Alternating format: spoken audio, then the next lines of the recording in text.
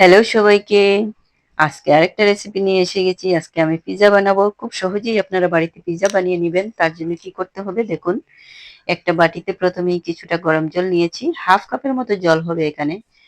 আঙ্গুল ডুবানো যায় ওইরকম গরম জল। তো ওইটাতে মিশিয়ে দিলাম ১ চামচ মিল্ক পাউডার, যেকোনো মিল্ক পাউডার হলেই হবে। ১ চামচ চিনি আর ১ চামচ ইস্ট। তো আপনারা যদি বেশি করে বানাতে চান তাহলে পরিমাণটা আরেকটু বেশি করে দিবেন।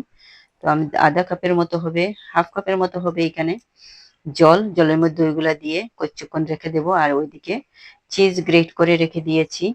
এখন আমি ময়দা নিয়ে নিব। এখানে ১.৫ কাপের মতো ময়দা হবে।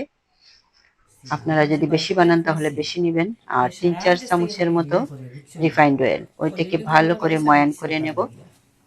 ভালো করে ময়ান করে ওই যে ভিজিয়ে রেখেছিলাম ইস্ট, দেখুন অ্যাক্টিভেট হয়ে গেছে। তো এখন আমি ওইটাকে মিশিয়ে দিব। পুরোটাই আমার লেগে যাবে। আমি বানিয়েছিলাম তো এইজন্য জানা আছে, এইজন্য বলে দিচ্ছি। হাফ কাপের মতো, হাফ কাপ ময়দার জন্য হাফ কাপ এই জল হলেই হয়ে যাবে। তো ভালো করে মেখে নিয়েছি। ভালো করে মেখে নেব। আর আমার এক্সট্রা জল লাগবে না এটাতে। যদি আপনাদের জল লাগে তাহলে দিবেন। তো দেখুন ময়দাটা মাখা হয়ে গেছে। কতক্ষণ রেস্টে রেখে দেবো। তারপরে একটা রুটির আকারে বানিয়ে নিব। এখন একটা বাটিতে কিছু যেটাতে বানাবো আমি ওইটাতে তেল ব্রাশ করে রেখে দিয়েছি। আর রুটি বানিয়ে ওইগুলাকে ফুটো ফুটো করে দিলাম রুটিটাকে।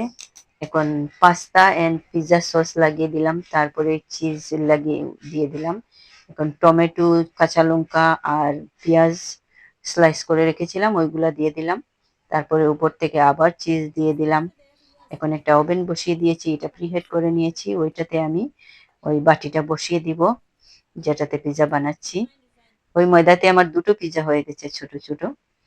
১.৫ কাপ ময়দাতে ছোট ছোটই হয়েছে, এত বড় হয়নি। তো 30 মিনিটসের মতো ছিল।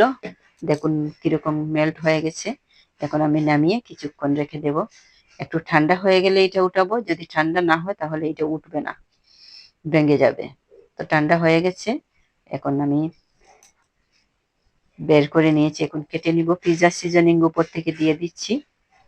এখন আপনারা এনজয় করুন। কেমন লাগলো ভিডিওটা আপনাদের আমাকে কমেন্টসে জানাবেন। যদি ভালো লাগে একটা লাইক করবেন। টাটা।